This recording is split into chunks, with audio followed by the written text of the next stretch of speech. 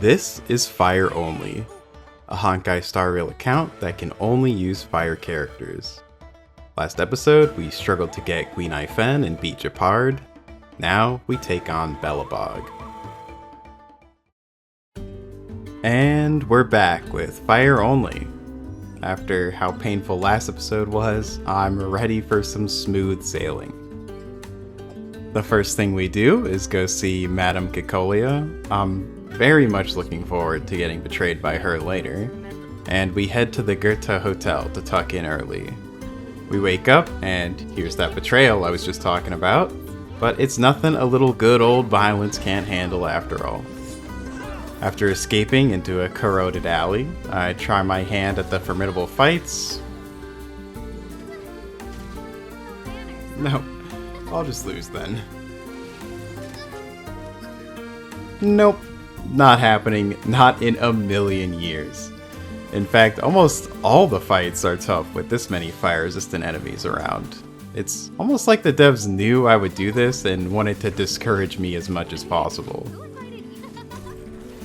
We speed past the enemies we can avoid and make it to Bronya, and this is where trouble begins again. Alright, is this possible at all? I'm leaning towards no. The bleed that you get is just brutal though.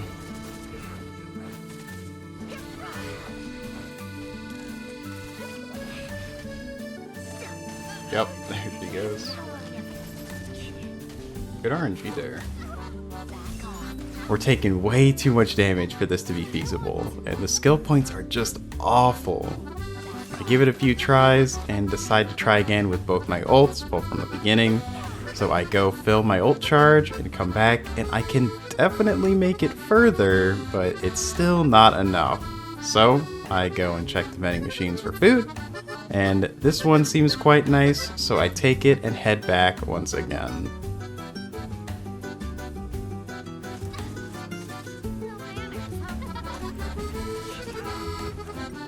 I get so very close here, so I keep on trying and I reset for RNG and try it over and over, but it just isn't happening.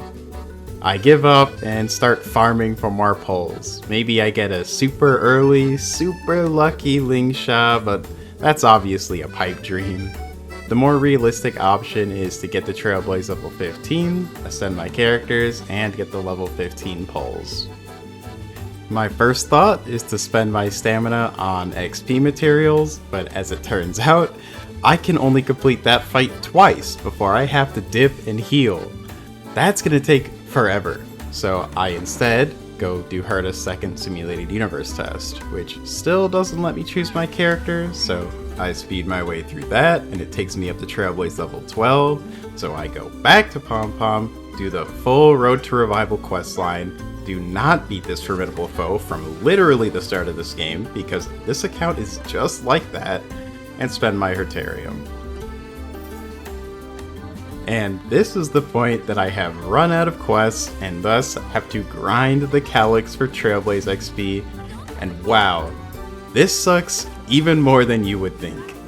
I fight the Calyx twice, and then run back to the teleport for heals, and then back to the Calyx, and then back to the teleport, back and forth until I run out of healing and I have to wait for 30 minutes.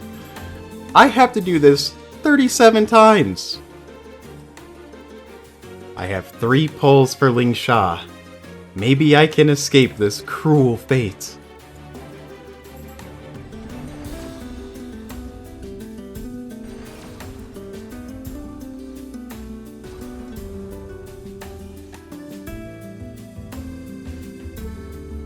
So while I go farm out these levels, I'd like to say that only 1.4% of people who watch my videos subscribe. I really just want to keep making fun videos for you all to watch, so if you could subscribe, it would really help my channel grow. We hit level 15, so I use the free 10 pull, and of course I get Sushang. But what really matters is if these extra levels make this fight possible. Right from the start, I have noticeably more health and deal much more damage. The first wave goes down with ease, but here comes the true stuck point. But we just deal so much damage now, it's not even close. All the ads go down instantly, so we can just focus Bronya. That felt like such a huge ordeal before, and it wasn't even really much of a challenge at all now. After Sampo knocks us out, we wake up underground in Natasha's clinic. We find March outside, playing with Pitch Dark Hook the Great, who will hopefully join this account soon. We win their game of hide and seek, so she takes us to the Fight Club, and we reunite with Don Hung. After finding off the robots with him, we watch Sampo try and sneakily slip out, and we chase him down. He agrees to take us to meet Wildfire, but while walking around, we run into a group of vagrants harassing Bronya. Why does everybody use these guns with one hand? Zila scares them away, and we agree to meet her at the mine, which finally unlocks dailies and synthesis. We meet up with Zila and head into the mine. Inside, Natasha gives us the rundown.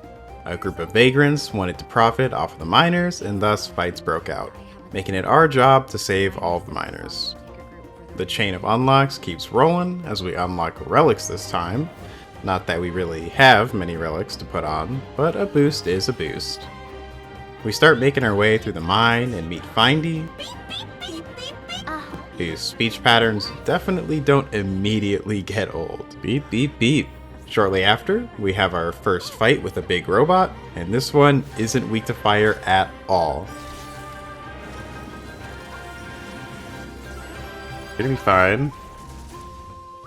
Oh yeah, we're totally good. So hopefully it doesn't do that much damage. Oh, we're good. We're so good.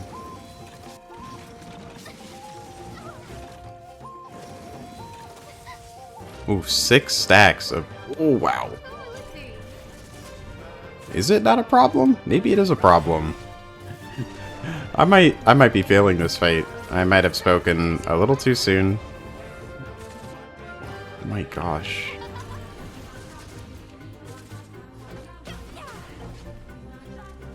Okay, we're alright. And here I thought double the levels would be enough for that to be easy. It's down to the wire, but we do come out on top. Down near the ore vein, we talk to Svarog and Clara, but they won't listen, so... violence. I'm sorry, Mills. Okay, I think we're alright. Except that's, yeah, gonna go off. Ow.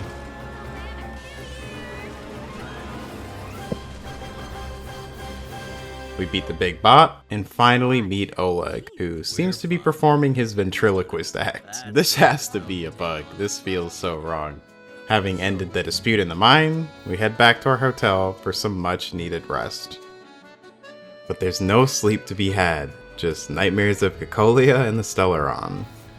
We step outside for some air, and Bronya invites us on a walk. On our walk, we come across Zila talking to Natasha about some much needed medical supplies. She sends us to their hometown to go and collect the supplies we need. Once there, we run past a child cowering from Fragmento monsters because behind this gate is a formidable foe. And this one I think I can actually take. I believe. It's Fire Week, so the chances are pretty good.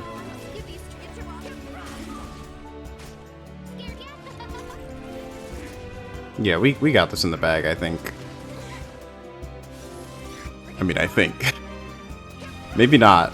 Wait. Wait, hold on. Is this just... am I just gonna lose here? Okay. I take it back. I don't have this in the bag. Nope, I lost. Oh, come on. Just one more turn, and it totally would have been possible. I make some buff food and fill my ults for the rematch. And this time it should be easy clap.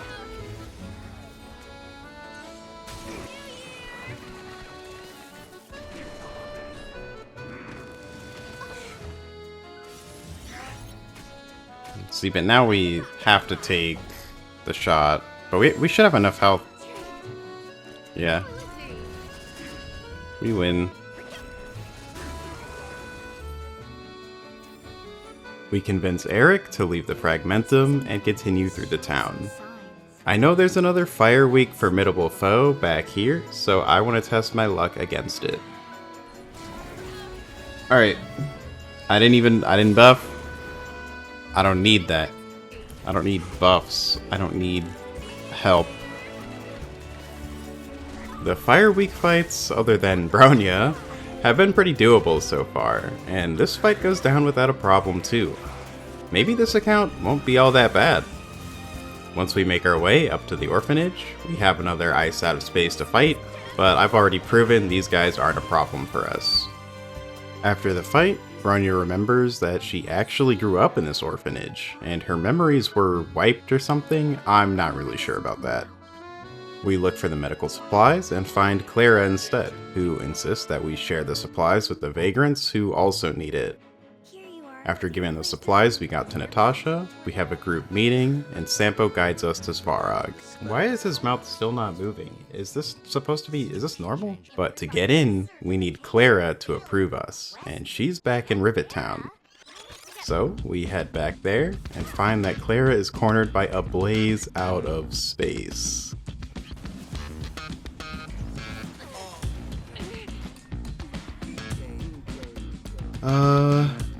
This might be a problem. If you're still here, thanks for watching till the end. Fire Only is turning out really fun, so make sure to subscribe to not miss any episodes. Trust me, this is not where the pain ends. Once again, thanks for watching, and see you next time.